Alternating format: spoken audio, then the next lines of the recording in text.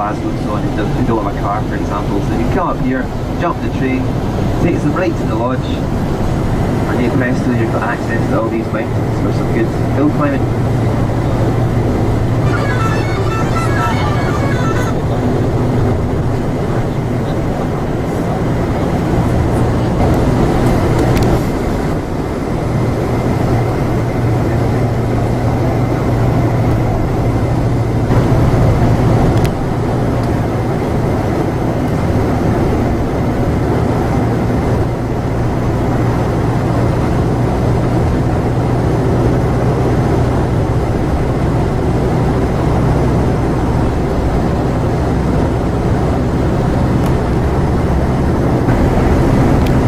Actually, hidden amongst these trees as well is a house called Inverlair House, and perhaps it's quite apt that it is hidden because at the beginning of the Second World War it was used to train spies in the art of espionage. But even more interesting than that, and so if anything happened to Hitler, Hess would have been running the show. We wouldn't call it a show, but anyway.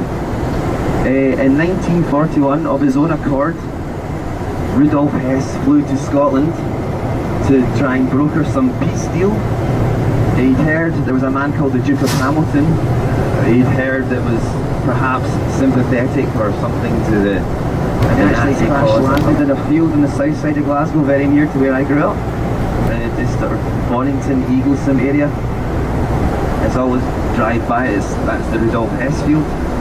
And obviously he was immediately captured, and this loch here, which is obviously very, very, very low at the moment, and it's obviously been used, the water's been drained for electricity, is part of the Scottish hydroelectric industry. Just before we go on, this is another nuclear bunker just on the left.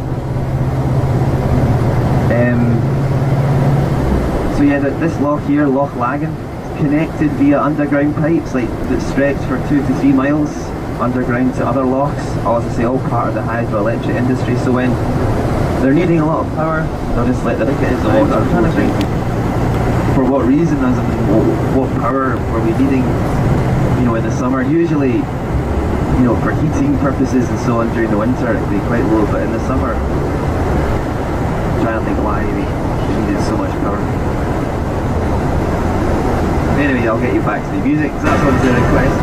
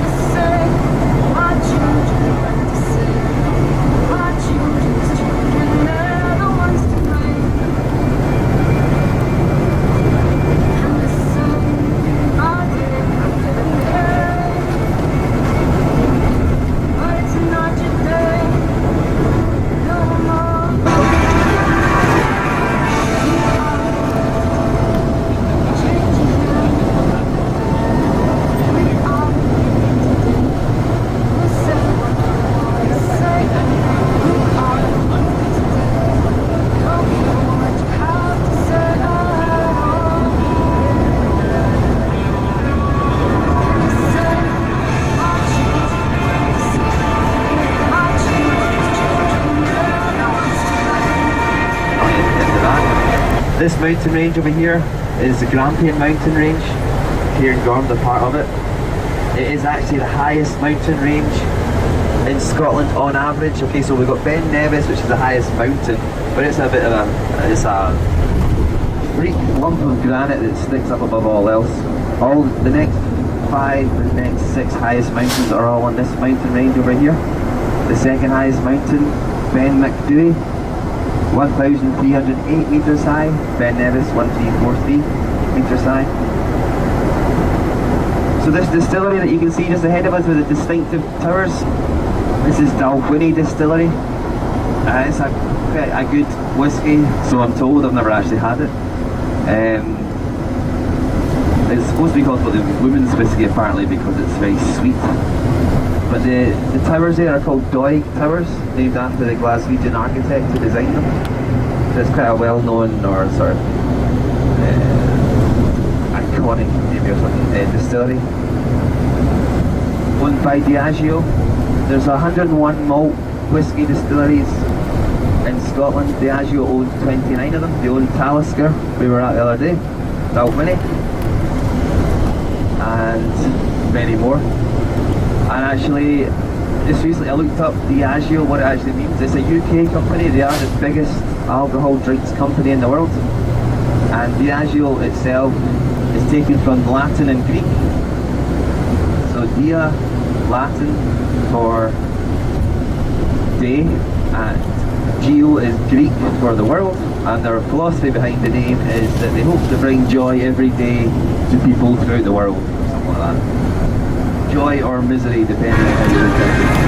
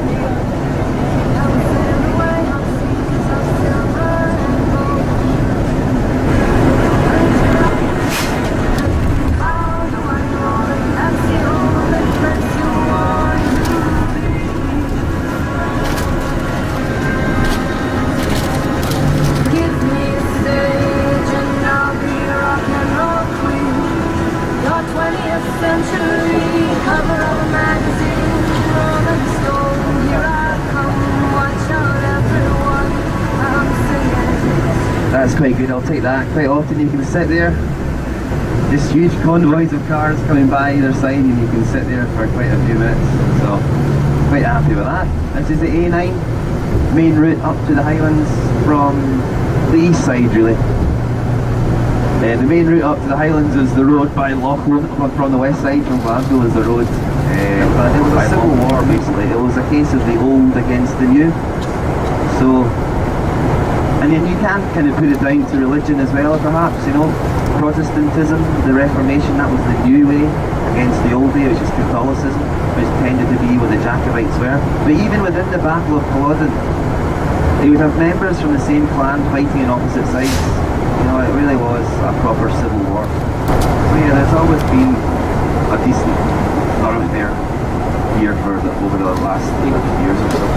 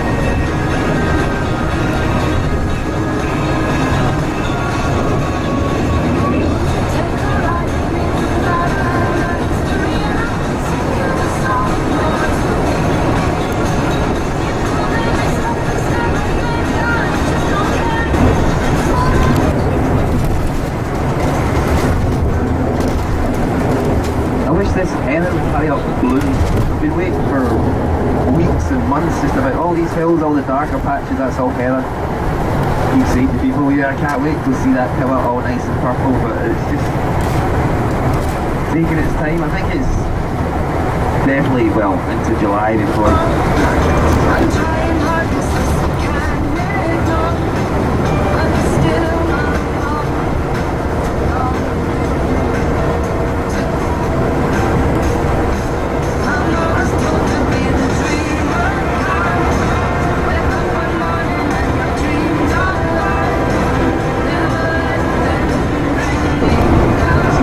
Mercedes and the tents and the boot and the man there. Give him a wave, perhaps. There it is. That guy lives there in his Mercedes. So, I mean, he's been living there for quite a few years. He basically came into hard times and didn't have any accommodations living anymore, and he lives on a grass verge by the side of the A9, which must be quite a brutal experience in the winter, especially because they're still quite high up right now. This road can often be closed for snow. I mean, I don't know, the Mercedes that he's got is an 06 plate, 2006, so that's 8 years old right now, but if he's been there for a while, obviously it would have been less than that, and I'm sure enough, I imagine, to keep himself protected. He won't actually use it, but yeah, officially he can have his own arm.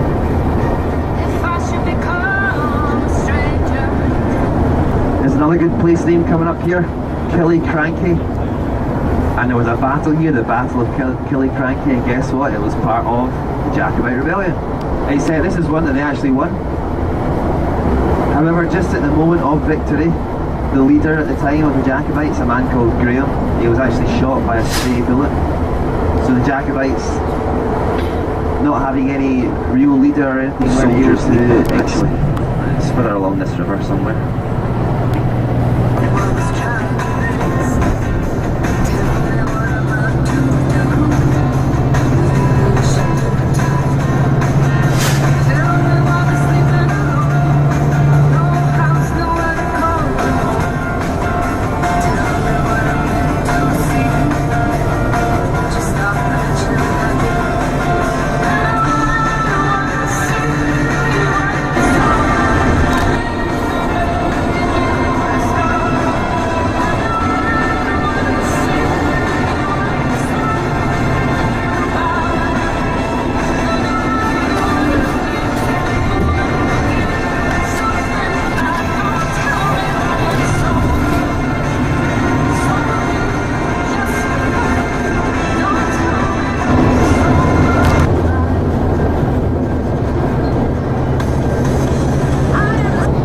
Hillside over to the right, tree covered hillside, looks great, looks very nice now, but in autumn it will look absolutely tremendous with all the different colours. So I'm waiting for the heather and I'm waiting for autumn for all these colours to come out. As an independent country, would England return it? We'd like to think so, you know, it's a gentleman's agreement, but who knows? You can never be too sure. You know, how our relationships between both countries going to be. One thing that might be a saving grace is that initially anyway we would definitely still have Queen Elizabeth as our monarch, or whoever's looking over things in England will potentially change things. Somewhere down the line Scotland may seek to become a republic nation. I don't think it will ever happen, but it could, you know, and if it did, who knows? And England came knocking on the door to Republic Scotland. Sorry to bother you, Republic Scotland. I know that it's a bit of a little bit cheeky of us to ask you, but hope we don't mind. Something's happened to our monarch. Can we borrow your stone? Now, if the answer is no in either of those situations that I just mentioned there, that Scotland didn't lend them the stone, what might the reprisals be? And I've had it said that in England before refused to lend them it. Can you imagine what things would be like if we did lend them it and England said, you know what, you're not having it back? Will the Stone of Destiny play another part in Scotland's future? Who knows? Time will tell. But the Stone of Destiny, the film starring Robert Carlyle, tells the part that I shared with you with the students plotting and planning to remove the stone and then finally achieving it back in 1951. So add to that, along with Angel Share, Sunshine and Leith and Rob Roy, you now have Stone of Destiny as well. I won't be voting because I don't trust the government in place at the moment, nor do I trust the government or the people who are looking to take Scotland forward and to being an independent nation. So, to be honest, guys, do I want Scotland to be an independent country? I couldn't care less. But I have my reservations. My reservations are that I think, it could be a huge gamble. Can things be any worse than they are at the moment? Absolutely, of course they can. Can things be any better than they are at the moment? Absolutely, of course they can. But imagine becoming an independent country in 2016 and they stand this long. The no vote has lost so much ground. It's a matter of time before it's 50-50. And I have to be honest, guys, momentum is certainly climbing all the time in favour of the yes camp. Year of the homecoming, creating a little bit of pride and nostalgia. Commonwealth Games next month, another little bit of pride and nostalgia, euphoria. Just before the bursting with pride. Look, if there's one thing the Scottish know how to do, it's how to put on a party, how to put on a show. And I really believe that this year people will be looking at Scotland saying, wow, what an incredible country you are. And people love coming to Scotland. They love the warmth and the charm of the country. But I believe that these events coincide perfectly with people bubbling under with pride and passion.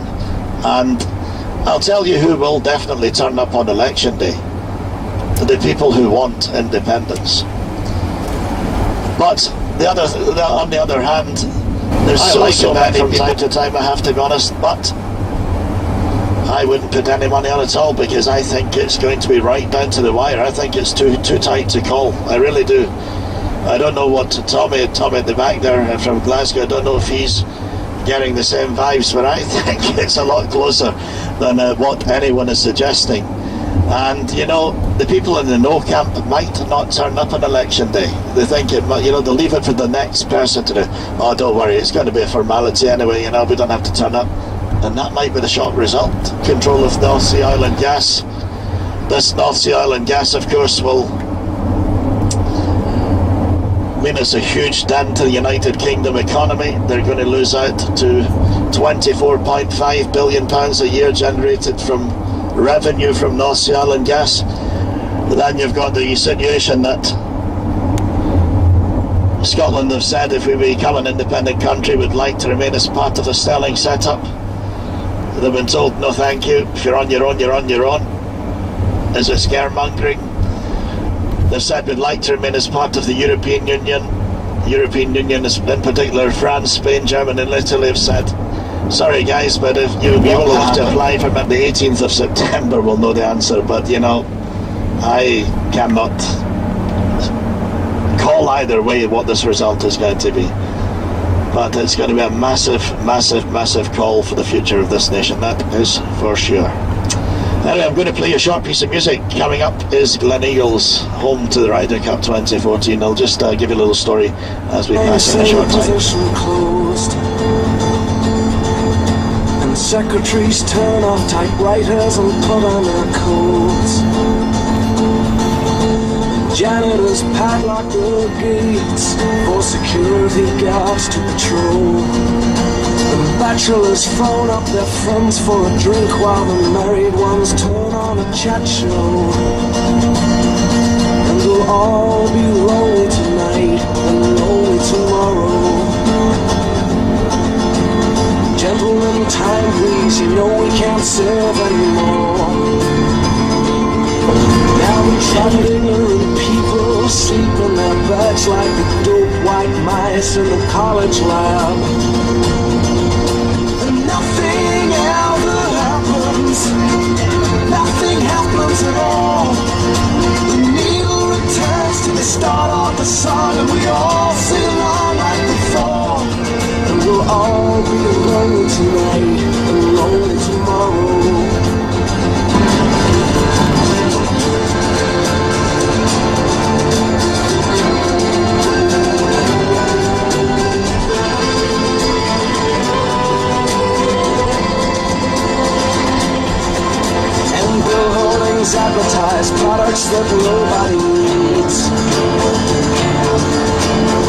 Younger from Manchester writes to complain about all the repeats on the TV.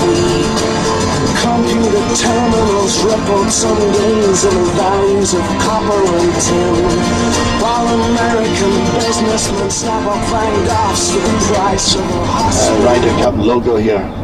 Glen Eagles welcomes the Ryder Cup 2014 is on this blue sign here just straight ahead to my left. There we are.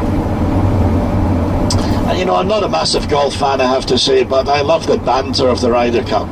You know, when the Europeans go over to America, maybe to Atlanta or somewhere, and they go to play a tee shot or they go to address the ball at a putt, they get heckled and barracked, you know.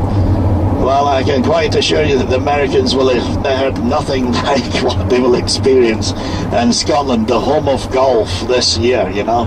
We gave golf to the world, we also gave football to the world, believe it or not, but we're not very good at that anymore.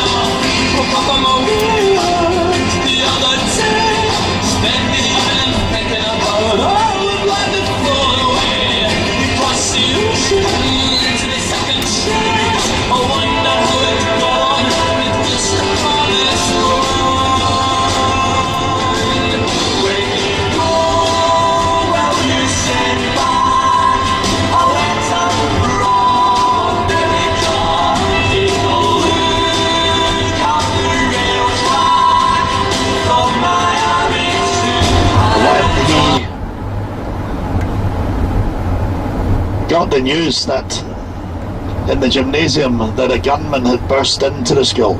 A gunman who was the scout master from the scouts here in this little town of Dunblane. He used to pick up Andy and his brother Jamie, take them to the scouts, drop them back home again. He was accused around the town, a lot of rumours in circulation that he was abusing the kids anyway. But these rumours were coming to head. It was a matter of time before Hamilton would have got a knock on the door from the cops, and he had clearly had enough.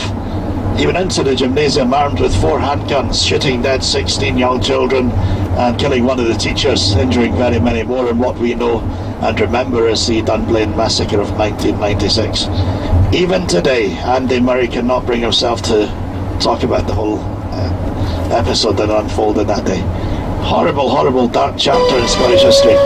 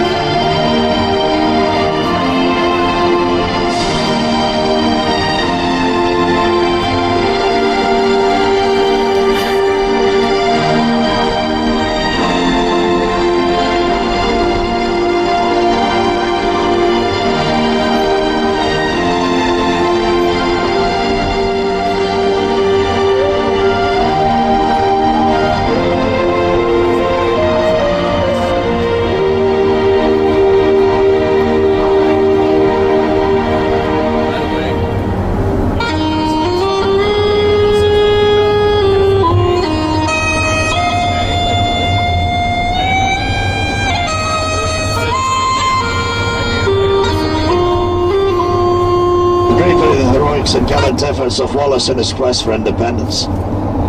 It's from the top of the Abbey Crag that back in 1297 that William Wallace and a Highlander known as Andrew de Maury these days, very strangely, translates as Andy Murray. They watched across to Stirling Castle for several days, where King Edward had control. They waited very, very patiently until they had a master plan plotting the downfall of the English. As soon as they had this plan in place, they very cleverly and cunningly using a bridge. The bridge was known as Stirling Bridge. Stirling Bridge back in those days, a very long, narrow and wooden structure. These days it's shorter and it's made of stone. Once there were sufficient numbers of Englishmen across this wooden bridge, Wallace and his men lay very low in the long grass and in behind the trees and the forestry. Wallace led the charge by example, leading from the front, taking the English totally by surprise. Within minutes, hundreds of Englishmen were dead. On realising what was happening, other Englishmen tried to run back across the bridge to safety, but still crossing from the other side were their colleagues, both on foot and horseback, and due to the sheer volume of weight on the wooden bridge, it collapsed. Hundreds more Englishmen drowned, washed away in the river Forth was to be betrayed. It was a man known as John Menteith. Menteith had loyalties to Wallace, but he also had loyalties to the English. He took a substantial payoff from King Edward to reveal the whereabouts of William Wallace. Wallace was captured in the north of Glasgow in a place called Royston, which will pass on the way into Glasgow this evening. Wallace was initially taken to Dumbarton Castle. At that time, Dumbarton Castle belonged to John Menteith. He was then taken from there down to London, down to the Tower of London, where he was held pending trial for high treason, offences against the Crown. There'd be only one verdict, guilty, one sentence, death. Wallace was sentenced to be hung, drawn and quartered. They hung him and stretched him, but before he was about to die, they threw water over him to keep him alive. They then stripped him naked, removed his manhood, tied him to a platform, before dragging him by horseback through the streets of London. It's there that people would whip him, stone him, spit at him and hurl verbal abuse. Even then it wasn't done with. Cutting off Wallace's head, posting it as a trophy on the railings at London Bridge, cutting off the arms, posting him in Perth and Stirling, cutting off the legs, posting him in Newcastle in the northeast of England, and Berwick upon Tweed in the northeastern Scottish-English border. Each body part had a message underneath that should anyone dare cross King Edward, they would suffer such life to be put to the sword. Think about the film Braveheart, if you have seen it. If you've not, then when you do eventually watch it, it's the fifth and final film that I recommend to you today. You'll see there's a couple of short followings as I'm about to explain, but you'll also see it's a most incredible movie. Very inspiring. It will be shown about 20 times in the week leading up to the referendum. In the 17th century, to differentiate, to distinguish, to identify one clan to the next. Think about the film Braveheart, the theatrical painting of Wallace's face with the blue and white flag of Scotland in St Andrew's Cross. Undeniably, it's the oldest flag of any nation in the world. But the likelihood of Wallace, a huge man of 6'6", his sword, which lies in the Wallace monument there, is 5'6". Mel Gibson, who played Wallace, was the height of Wallace's sword. Between that being Scotland the Brave, I'll now play you both songs.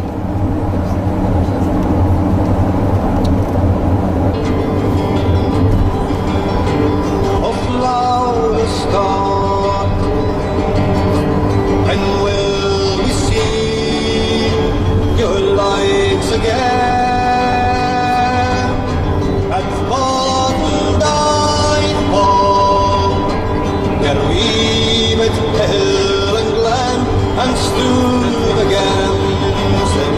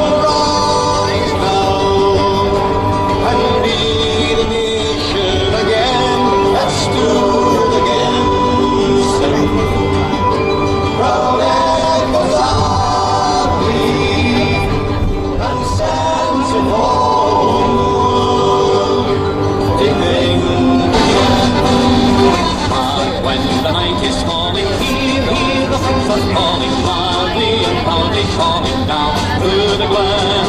There where the dews are sleeping, I'll feel the blood leaping high, and the spirits of the old Highland men. Howling the gallant flames, forth from the mountain peak, high me a proud stand of bloody Osby wave. Land of the high and heaven, land of the shining raven, land of the hot forever Scotland the brave.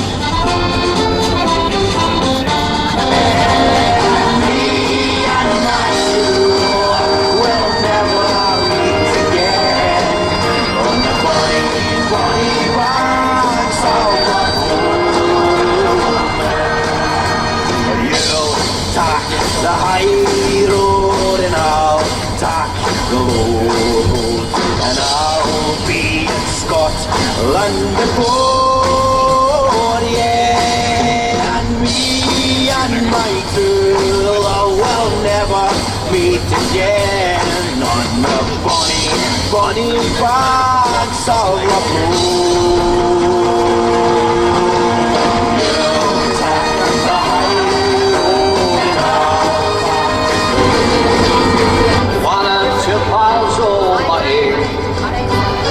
Into a hotel, we did very well, and then we came back once again, and then we went into another, and that is the reason I'm fool. We had 6 broken doors, then sang a wee chorus. Just listen, I'll sing it to you. I belong to Glasgow, dear old Glasgow too. But what's the matter with Glasgow for? It's going round and round. I'm only a common old working chap, as anyone here can see. But when I get a couple of drinks on a Saturday, Glasgow belongs to me. This day used to be a cheap and saving a penny or two. If your money you've spent, you've nothing to lend, well that's all the better for you. If they haven't taken a rabbi, it ends all your troubles and strife. It gives you the feeling that when you get home, you don't give a damn for the wine. I belong to Glasgow. I'm gonna be the one who wakes up next to you. When I go out, well I know I'm gonna be the one who goes along with you. If I get drunk, well I know I'm gonna be the one who gets drunk next to you. And if I haver, hey, I know I'm gonna be the man who's havering to you. If I'm working, yeah I know I'm gonna be the one who's working hard for you. And when the money comes in for the work I do, I'll pass almost every penny on to you. If I grow old, well I know I'm gonna be the one who's When I come home, well I know I'm gonna be the one who comes back home to you. well I know I'm gonna be the one who's lonely without you. And when I'm dreaming, well I know I'm gonna dream about that time I had with you. When I go out, well I know I'm gonna be the one who's thinking about you. I will walk 500 more just to be the man who walks 1,000 miles to fall down at your door. And I will walk 500 miles and I